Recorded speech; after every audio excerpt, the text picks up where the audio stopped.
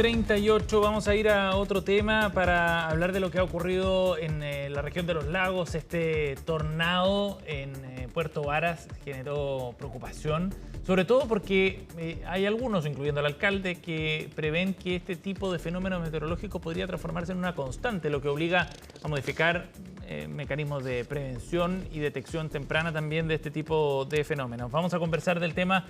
El doctor en Ciencias Atmosféricas de la Universidad de Magallanes, Jorge Carrasco, está con nosotros. ¿Cómo está, Jorge? Bienvenido. ¿Qué tal? Muy buenos días, Carolina y Sebastián. Gracias por conversar con nosotros. Jorge, bueno, esto es una situación bien particular, muy sorpresiva, por cierto, para todos, no solo para los habitantes allá de Puerto Varas. ¿Qué tan frecuentes pueden ser este tipo de fenómenos meteorológicos en el contexto del cambio climático, Jorge? Bueno, primero que nada, hay que indicar que, por ejemplo, en Chile, hasta el momento, más o menos se han detectado 200 tornados en los últimos 100 años, una cosa así. Ujú. Y en Estados Unidos, por ejemplo, ocurren 1.200 al año. O sea, sí que nuestras estadísticas son muy pobres comparadas, digamos, con lo que ocurre en Estados Unidos e incluso en Europa, que también hay una estadística que habla de unos 400, 600 tornados al año, Ajá. puede ser mayor en algunos años. Pero eso no descarta el hecho de que en Chile ocurren tornados, principalmente entre las zonas de Ñuble, Chiloé, y siempre han ocurrido. Lo que pasa es que la frecuencia es tan baja que eh, prácticamente ocurren muy de vez en cuando, son muy aleatorios, y podríamos decir que ocurren uno o dos al año hoy en día. Ahora, con un ambiente más cálido como es el que se pronostica, ¿cierto?, con las predicciones del cambio climático, Ujú. y también un ambiente más húmedo, son condiciones propensas en el fondo para que la atmósfera en sí tenga más energía, sea más energética, más dinámica, y por ello, entonces, tal como se indica en los últimos informes del IPCC, los eventos extremos van a ser más frecuentes. Si bien va a llover menos, por ejemplo, en la zona central, centro-sur del país, pero los eventos pueden ser más severos. Y Mm. eso podría estarnos indicando de que la situación de observación, de ocurrencia de tornados, puede ser un poquito mayor de lo que Jorge, habitualmente estamos acostumbrados. y hay forma de predecirlos, me imagino, ¿no? A ver, son difíciles de predecir, ¿ya? Porque son ocurrencias prácticamente a una escala muy pequeñas, de cientos de metros. Y en general las condiciones que hoy se utilizan para predecir, estamos hablando de una escala mucho mayor que eso. Así que, en Ujú. cierto modo, por decirlo de algún modo, somos ciegos a la ocurrencia de estos tornados. Sin embargo, se conocen las condiciones en las cuales ocurren. Por lo tanto, es factible predecir con una anticipación, por ejemplo, de 2 días, 3 días incluso, que las condiciones que pueden ser propensas para la ocurrencia de tornados, ¿ya? Ujú. Que hoy en día está esa capacidad. Ahora, los tornados generalmente tienen muy corta duración, son muy aleatorios, ¿ya? Y tienen un tamaño que puede ser 200 metros, incluso a veces menor, ¿ya? Y una duración que a veces no dura más allá de 15, 20 minutos. ¿Ya? Jorge, Eso, estamos sí, digamos. conversando con el doctor Jorge Carrasco, que es doctor en Ciencias Atmosféricas de la Universidad de Magallanes. De todos modos, si estos fenómenos es posible que se hagan cada vez más recurrentes, bien vale la prevención, ¿no? Porque, no sé, el 2019 hubo 18 personas heridas en Los Ángeles, ayer 15 personas heridas, antes de ayer en Puerto Varas, y eso eventualmente se podría convertir en cifras de víctimas fatales, ¿cierto? Lo que se ha evidenciado es que faltan instrumentos que puedan predecir estos eventos extremos. ¿Cuán complejo es instalar una red de detectores de vientos de este tipo, de fenómenos de este tipo?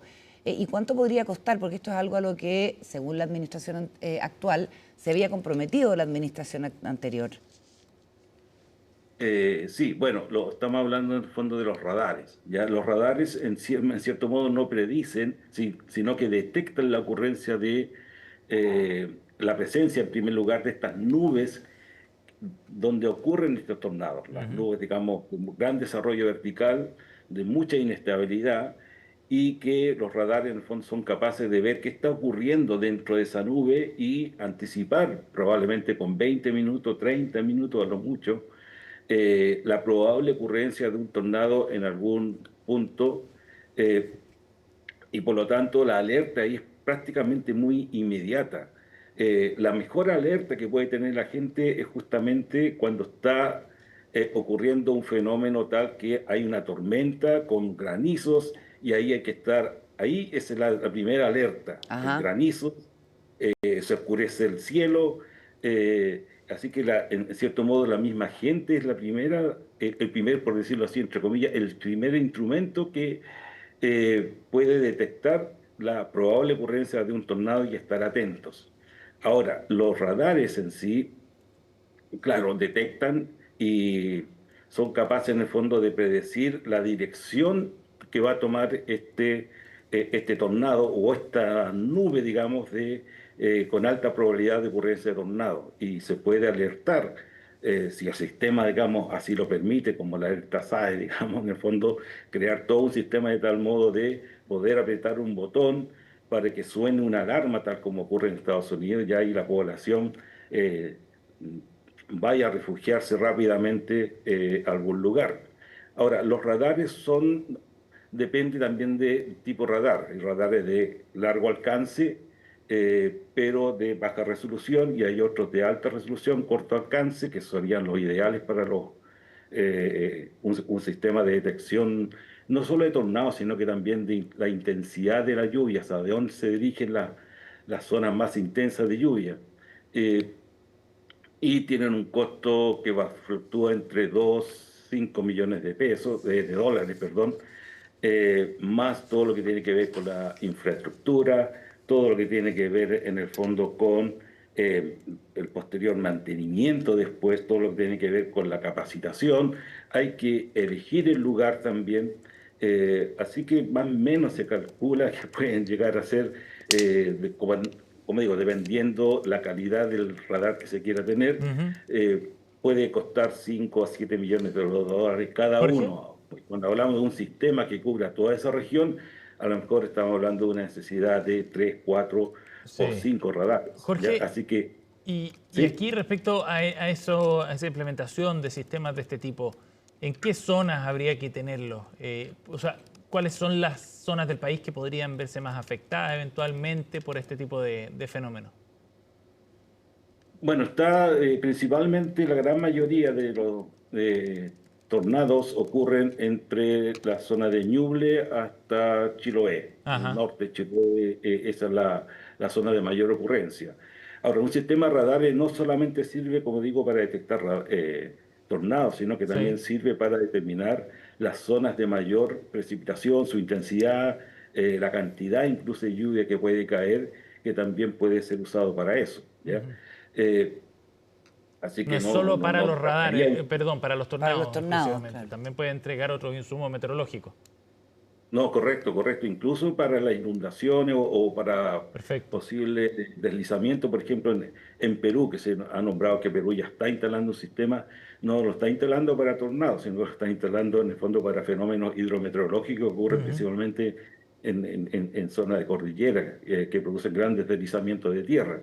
Así que también podría ser útil aquí con esa finalidad. Entonces, un Claro. sistema de radar en Chile, claro, podría partir de la zona central hasta la zona más o menos de Chiloé. Ujú. Ahora, técnicamente es totalmente posible hacerlo. El problema está en la cantidad de dinero si queremos o no tener un sistema de esas características. Sí.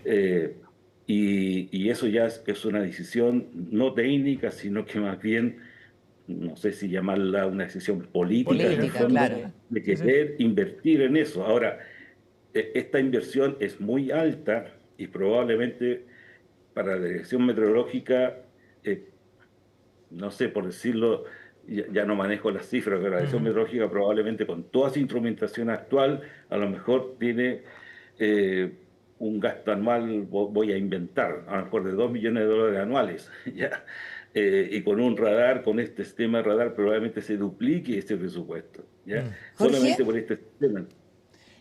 ahora, ¿qué podría decir respecto de la necesidad de adaptación de la ciudadanía a estos fenómenos que son nuevos? Porque nosotros tenemos cultura de terremotos, de tsunami, de otro tipo de fenómeno. Es un desafío incorporar estos nuevos acontecimientos y saber cómo reaccionar.